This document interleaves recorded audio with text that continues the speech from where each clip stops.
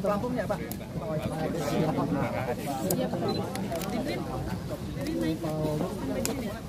Yang Mana aja? Gimana hari ini? Berkenan. Siapa? Ibu berkenan Ibu.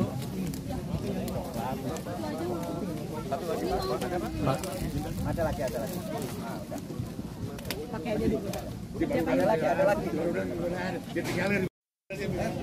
Bentar. Baru ditinggalin. Jadi paham.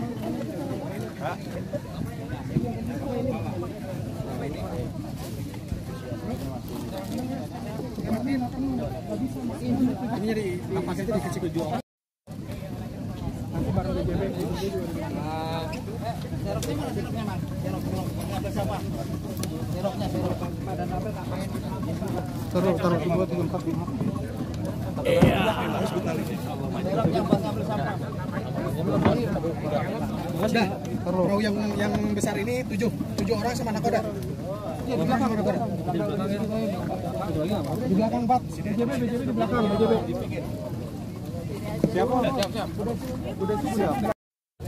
Ya.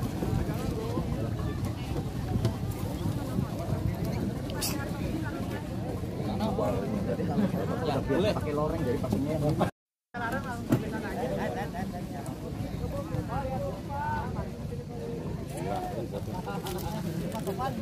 Ada yang mau naik? Bisa ini Ayo.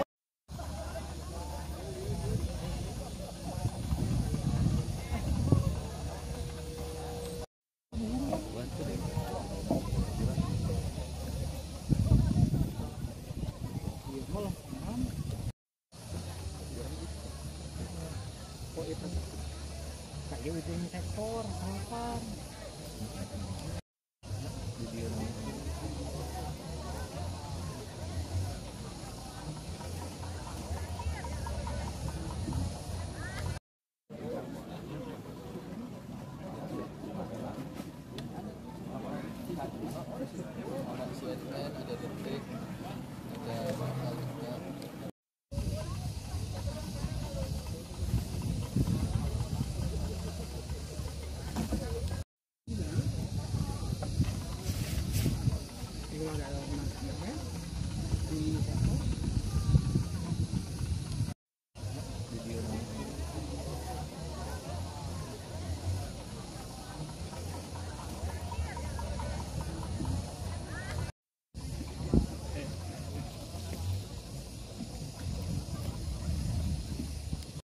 Kali ini Pak tadi bersih-bersih. Ya, hari ini kita dalam rangka kegiatan Hari Peduli Sampah Nasional, ini juga masuk dalam satu hari program kerja Bupati dan Wakil Bupati. Kenapa sampah?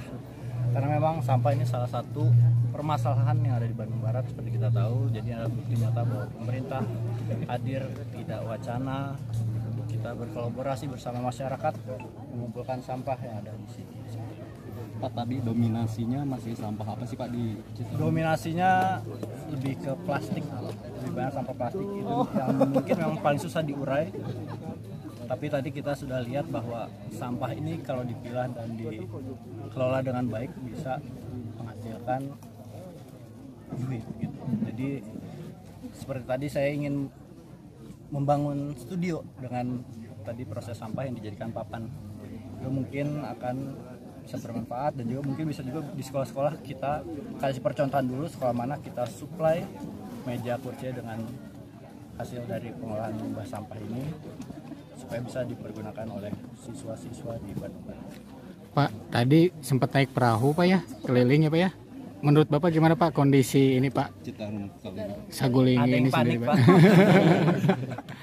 Menurut saya kondisinya sangat banyak sekali sampahnya. Ini bukti bahwa masih banyak tantangan kita yang perlu kita hadapi. Salah satunya ada kesadaran. Yang paling penting ada kesadaran dulu.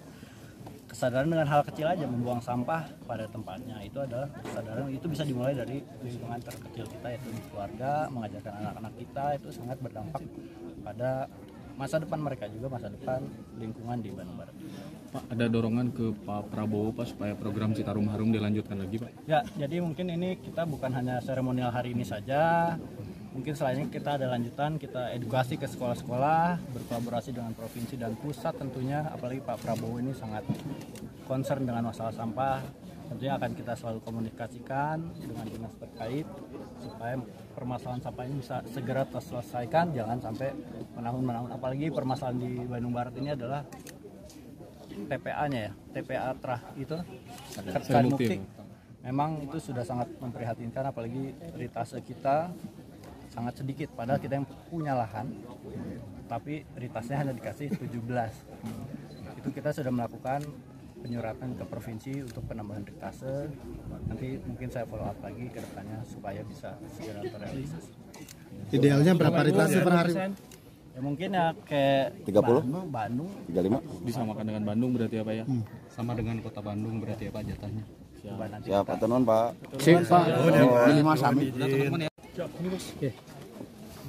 Pak, bisa digambarkan Pak terkait dengan kondisi Waduk Saguling saat ini seperti apa sih Pak? Ya, ini Waduk Saguling yang kita lihat sekarang ini kan seperti ini ya kondisi yang kelihatan, tapi sebenarnya ini hanya sebagian kecil ya. Jadi total luasan 5.600 hektar yang kami mapping itu, kalau yang eceng gondok itu ada sampai 94 hektar yang menutupi waduk kita, dan ini hanya sebagian kecil. Dengan kondisi seperti ini akan mempengaruhi laju sedimentasi waduk sehingga ujung-ujungnya nanti umur waduk ini akan singkat. Makanya dengan acara hari ini istilahnya kita mencoba mengkampanyekan, mengajak masyarakat. Memang sebagian kecil masyarakat sudah tergerak ya. Kita ada kelompok binaan yang berkolaborasi dengan kita untuk bisa beraktivitas untuk melakukan cleaning river ini, cleaning waduk, kemudian juga mengolah sampah segala macam. Tapi harapannya dengan kegiatan ini momentumnya lebih besar sehingga lebih banyak yang tergerak untuk bisa bersama-sama kita untuk melihara waduk ini. Pak, berapa ton Pak sampah yang dihasilkan dari sini Pak? Ya, kalau berdasarkan informasi dari Kementerian Lingkungan Hidup, ya, per hari itu ada 200 ton yang masuk ke Das Citarum ini. Itu sampah jenis apa aja Pak? Sampahnya macam-macam. Jadi kita lihat ini ada sampah plastik dan juga sampah-sampah yang lainnya.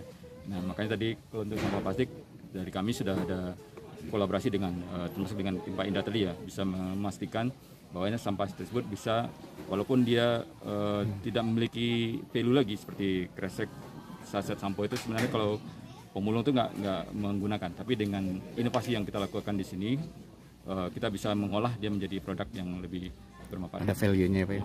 Ancamannya ke pembangkit listrik apa? Ya, karena waduk ini penampung air ya, penampung air itu sebagai energi primer ya. Nah, ketika banyak sampah seperti ini, kemudian eceng gondok seperti ini, itu mengakibatkan sedimentasinya naik, otomatis daya tampung waduknya akan berkurang. Nah, ketika daya tampung waduk berkurang, otomatis kita menyimpan energinya lebih sedikit dan juga bisa berdampak ke lingkungan. Seharusnya itu bisa ditampung dulu di waduk, karena daya tampungnya lebih sedikit, dia bisa malah menyebabkan banjir. Nah, itu bahayanya. Nah, di aspek lain ketika ada pengotor-pengotor seperti ini juga bersifat korosif ya, jadi ke peralatan kami bisa lebih cepat rusak. Artinya kami harus lebih sering melakukan kegiatan pemeliharaan dibanding sesuai standarnya gitu. Kalau usianya sendiri Pak, hasil penghitungan terakhir berapa Pak Waduk Saguling? Jadi kalau sesuai perencanaan ini berakhir 2045 ya, tapi hasil evaluasi kita kemarin tahun 2023 dengan laju sedimentasi yang sebesar 1,7 juta meter kubik per tahun, harapan kami ini bisa bertahan sampai 2084 gitu. Mudah-mudahan.